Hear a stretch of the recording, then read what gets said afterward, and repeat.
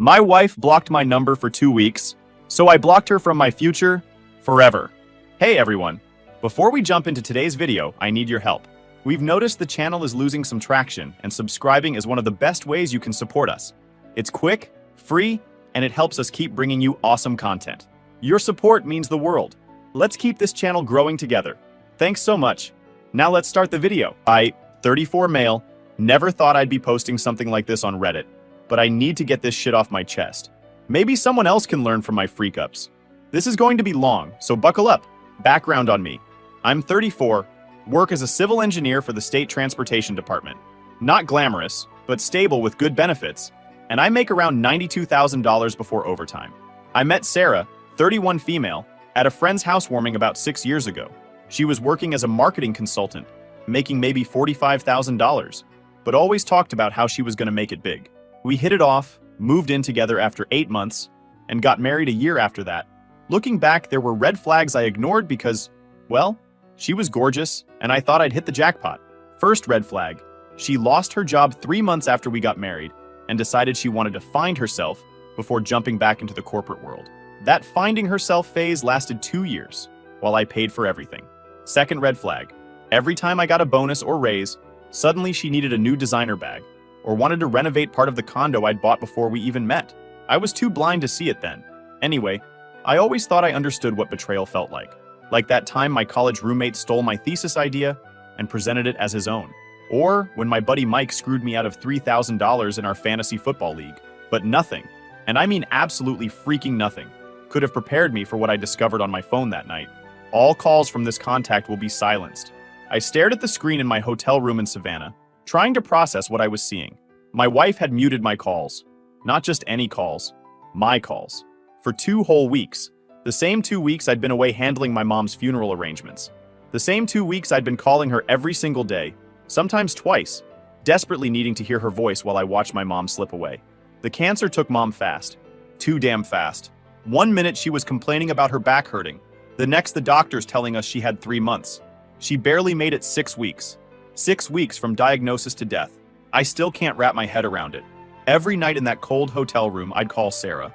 And every night, I'd get her voicemail or a quick text saying she was swamped with a new client project or having drinks with Jessica from college.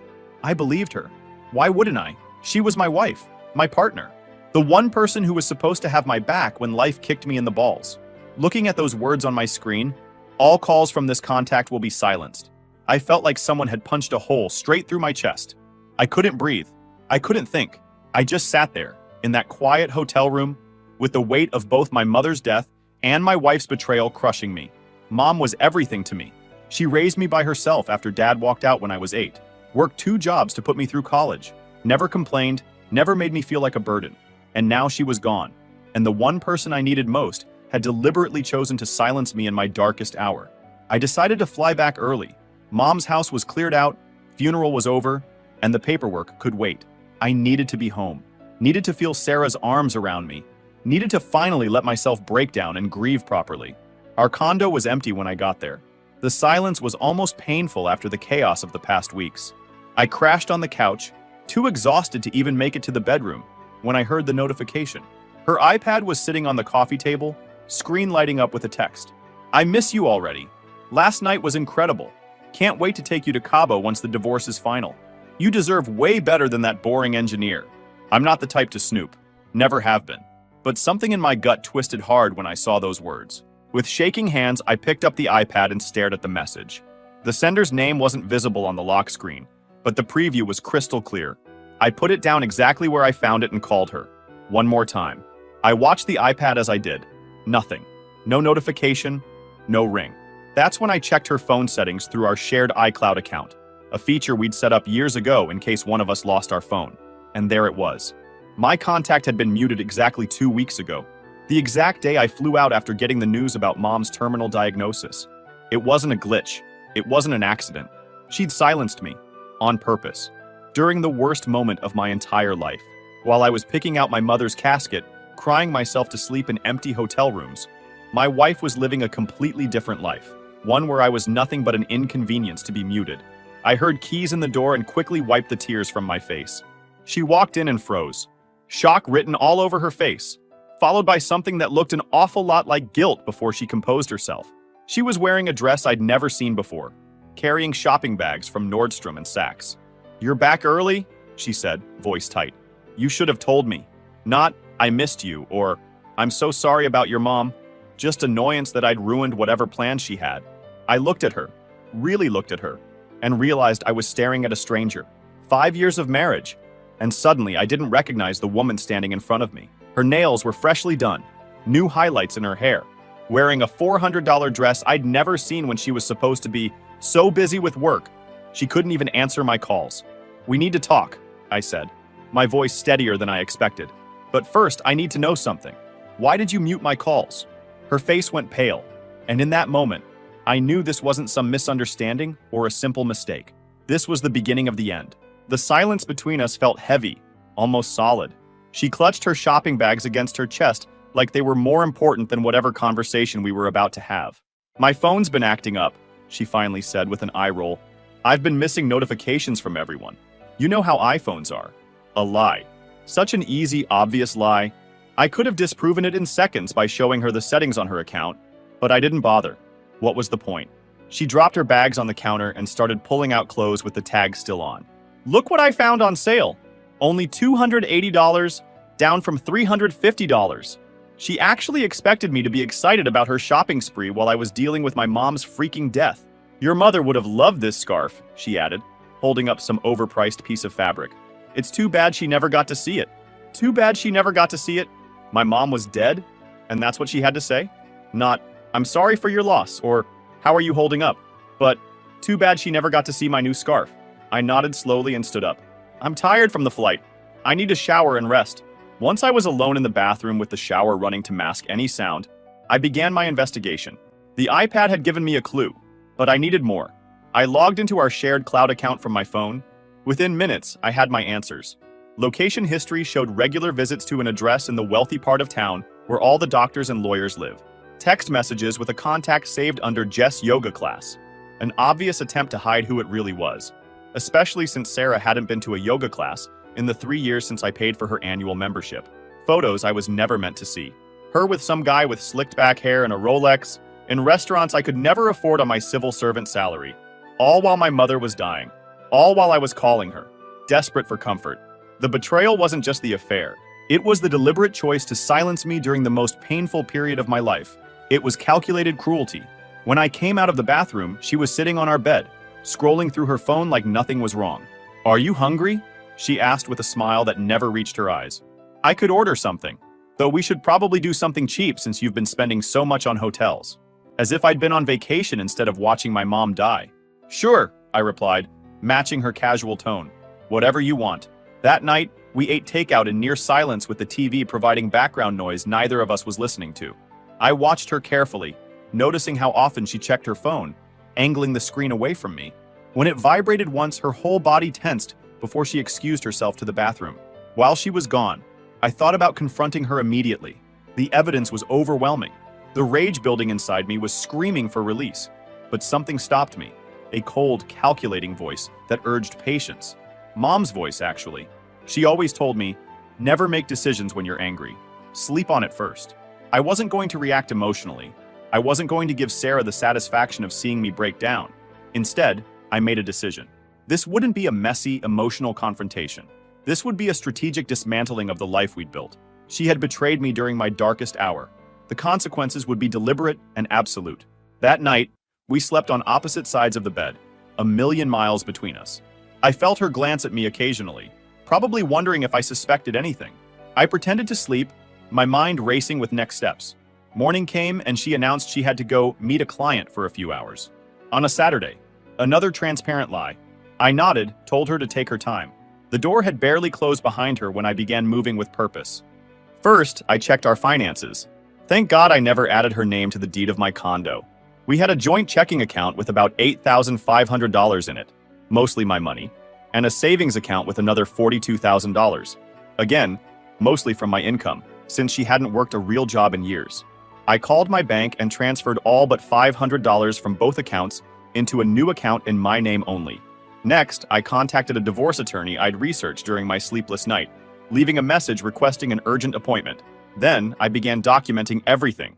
Screenshots of messages, photos, location data. Clinical, methodical, detached. My phone buzzed with a message from her. Running late. Don't wait up for dinner. Might be back super late. I didn't bother responding. Instead, I drove to the address I'd found in her location history. It was an upscale high-rise with a doorman and valet parking. I parked across the street and waited. 20 minutes later, I watched as she pulled up in our car. The SUV I'd bought last year that she constantly complained was too boring and practical, and handed the keys to the valet like she owned the place.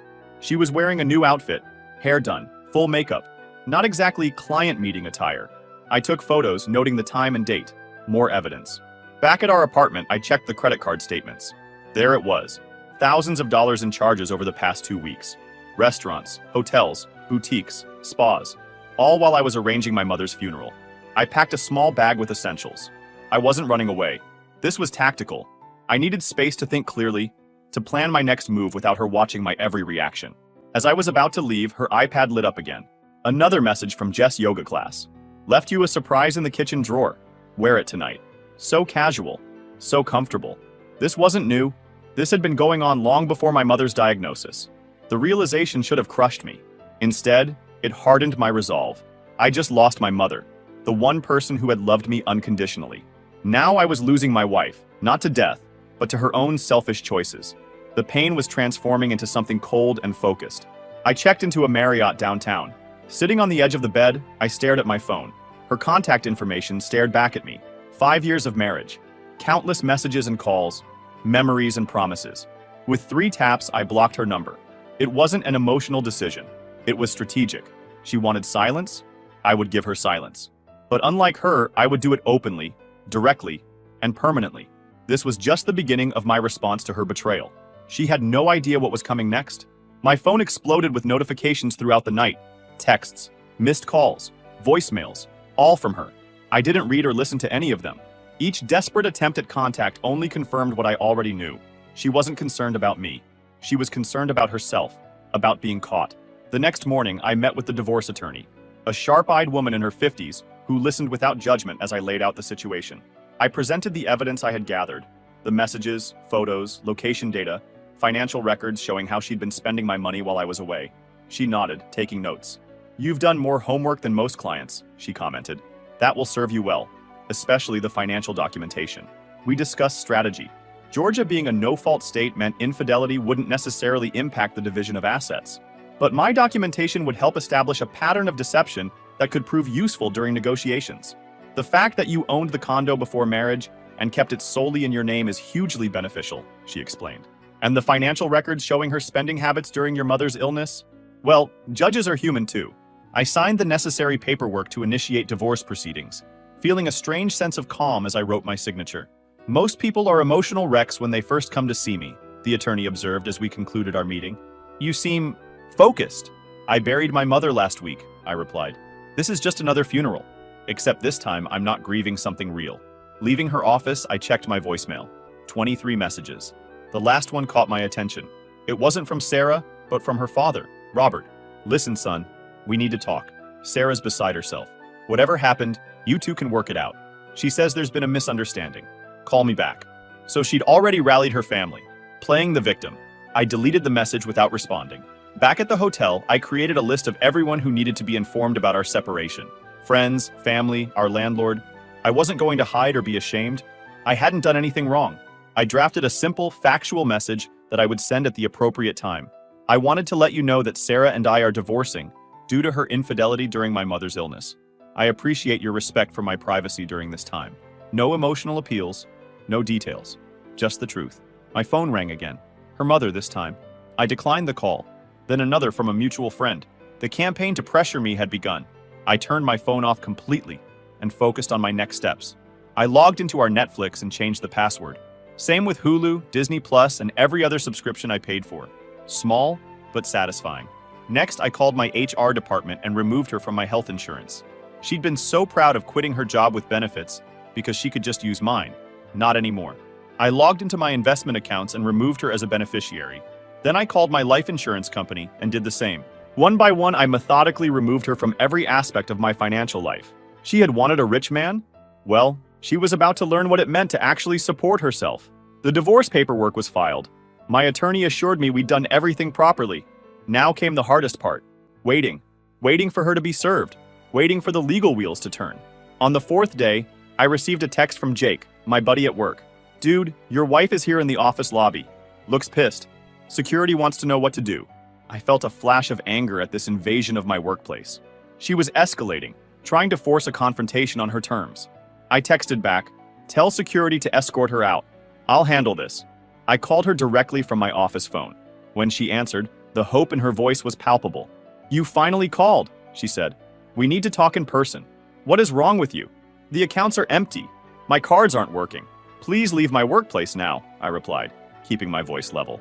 If you want to communicate, do it through my attorney. Her contact information was in the papers you received yesterday. Papers? Her voice cracked. What papers? Are you freaking kidding me right now? So she was pretending she hadn't been served. Another manipulation tactic. You know exactly what I'm referring to. Leave now or I'll have security remove you. You can't do this to me, she screamed. After everything I've done for you. Who's going to pay for my car? The condo? My new Peloton? I hung up before she could continue. Through my office window, I watched as security escorted her from the building. She looked up, scanning the windows as if trying to spot me, mascara running down her face. I stepped back, out of sight. My phone buzzed with a message from an unknown number. It was him, her lover. This has gone too far. You're hurting her. Man to man, we need to talk. You have no idea who you're messing with. The audacity was almost laughable. I blocked the number without responding. That night, I returned to the condo when I knew she wouldn't be there. I needed to get more of my things and check on the property. When I opened the door, I froze. The place was trashed. Literally. Clothes thrown everywhere, dishes smashed, pictures of us ripped apart. She'd gone into full meltdown mode. I walked through each room, documenting the destruction with photos. My gaming setup, smashed. My collection of vintage comic books, ripped to shreds. My mother's antique jewelry box, shattered on the floor. I felt a wave of cold rage as I photographed my mother's keepsakes, destroyed on the floor. But I didn't clean anything up. This was just more evidence. I called the police and filed a report for property damage. The officer who responded looked around and whistled low. Divorce? He asked sympathetically. I nodded. Seen it before, brother. Document everything. Change the locks if it's your place. Since the deed was in my name only, I called a locksmith on the spot and had all the locks changed. Then I texted Sarah. The police have documented the property damage. Don't attempt to enter the condo again. All communication through attorneys only. Within minutes, my phone exploded with calls and texts from her parents, even her sister who I'd met maybe twice. I ignored them all. My attorney was thrilled with the new evidence. This strengthens our case significantly, she said. Destruction of property, particularly the sentimental items related to your recently deceased mother, well, it shows a vindictive character that won't play well. The next day, I received a cease and desist letter from some lawyer I'd never heard of, claiming I'd illegally evicted Sarah and stolen her possessions. My attorney laughed when I forwarded it to her. Amateur hour, she said. The condo is solely in your name, purchased before marriage. She has no claim to it as a residence without being on the deed in Georgia. And as for possessions, we have detailed documentation of what's yours. We responded with our own letter, outlining the property damage and stating that any items genuinely belonging to Sarah could be collected under supervision after a full inventory was completed. The financial reality was hitting her hard. Her credit cards, which were actually on my accounts, were canceled. The allowance she'd become accustomed to was gone. The luxurious lifestyle she'd been living on my salary had evaporated overnight. Through mutual friends, I heard she was staying with her lover, the guy with the Rolex. But apparently his enthusiasm was waning now that he was expected to actually pay for her expenses. Meanwhile, I focused on rebuilding. I moved back into my condo, cleaned up the mess, and began replacing what had been destroyed. I put my mother's remaining keepsakes in a safe deposit box where they couldn't be touched. At work, I threw myself into a big infrastructure project, earning praise from management and positioning myself for a promotion. The focus felt good, productive. Sarah's attempts at contact became increasingly desperate. The tone shifted from anger to pleading. I made a mistake, she texted from a new number. Please, we can work this out. I didn't mean to hurt you. I forwarded the message to my attorney without responding and blocked the new number. A month into the divorce proceedings, my attorney called with news. We've received an unusual request from Sarah's lawyer, she said, sounding amused. They want to discuss a settlement. Specifically, they're asking for financial support. On what grounds? I asked. Apparently, Sarah is claiming she sacrificed her career to support yours. and therefore deserves ongoing support. I laughed bitterly. She quit her $45,000 job to sit at home and spend my money. How exactly did that support my career? Exactly. But here's where it gets interesting. Her new boyfriend, Mr. Rolex? Turns out he's not quite what he seemed. My attorney had done some digging. Sarah's lover wasn't the wealthy businessman he pretended to be. The Rolex was fake. The apartment was a short-term rental, paid for with credit cards that were now maxed out. His supposed investment firm was little more than a one-man operation with a fancy website. They were both playing a role, my attorney explained. He was pretending to be rich to attract women like Sarah. She was pretending to be a trophy wife looking to upgrade. Neither of them actually had money. The irony was almost too perfect. But it got better. Sarah's parents, who had been coldly distant during our entire marriage, they'd wanted her to marry a doctor or lawyer, not a government worker, were now refusing to help her financially. They were embarrassed by the divorce and her behavior. So what does she want? I asked. She's asking for $5,000 a month for 2 years to get back on her feet and help with her transition back to the workforce. I didn't even need to respond. My attorney could hear my answer in my silence. That's what I thought, she said. I'll let them know we'll see them in court. 2 days later, I received a text from Sarah's lover. We need to talk. Not about her. About something else. Business opportunity. Could be mutually beneficial.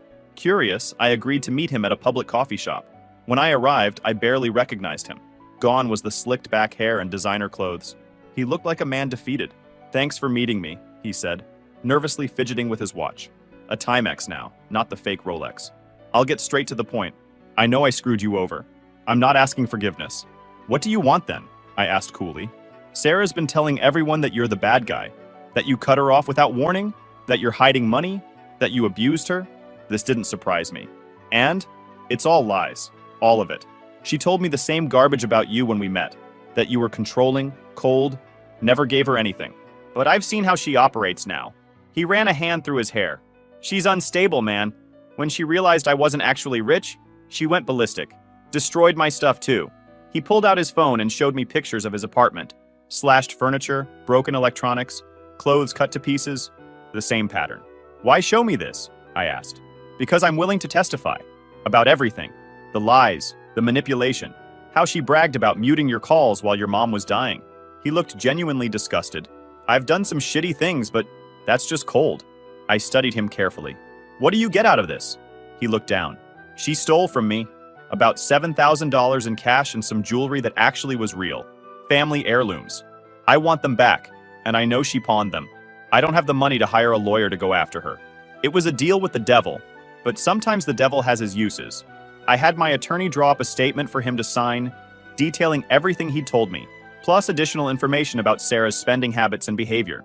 In exchange, I agreed to help him recover the value of his stolen property if his testimony proved valuable. The day of our court date arrived. Sarah showed up looking every bit the wronged wife. Modest dress, minimal makeup, even carrying a Bible. The act might have worked if we hadn't been prepared. Her lawyer presented her case first, how she'd sacrificed for my career, how I'd cut her off financially without warning, how devastated she was by my cruel and vindictive behavior during her grief over my mother. When it was our turn, my attorney was methodical. First, the financial record showing Sarah's spending spree during my mother's illness. Then, the police report documenting the destruction of my property, including my mother's keepsakes, photos of the destroyed condo, documentation showing I'd owned the property before marriage, and finally, our surprise witness. When Sarah's lover walked in, the color drained from her face. Her lawyer, clearly blindsided, asked for a recess, which was denied. What followed was the most satisfying hour of testimony I could have imagined. He detailed their affair, including how it had started nearly a year before my mother's illness. He confirmed that Sarah had deliberately muted my calls, laughing about it while I was arranging my mother's funeral. He described how she'd talked about divorcing me and taking half of everything once she'd secured her upgrade. By the time he finished, Sarah was openly sobbing, not from remorse but from rage and humiliation. Her carefully constructed narrative had crumbled completely. The judge was unmoved by her tears. His ruling was decisive. 1. The condo remained entirely mine, with no equity for Sarah. 2. Our assets would be divided, but with consideration for the documented financial misconduct on her part. 3. Her request for spousal support was denied completely. 4. She was ordered to pay for the property damage she'd caused. It was a total victory.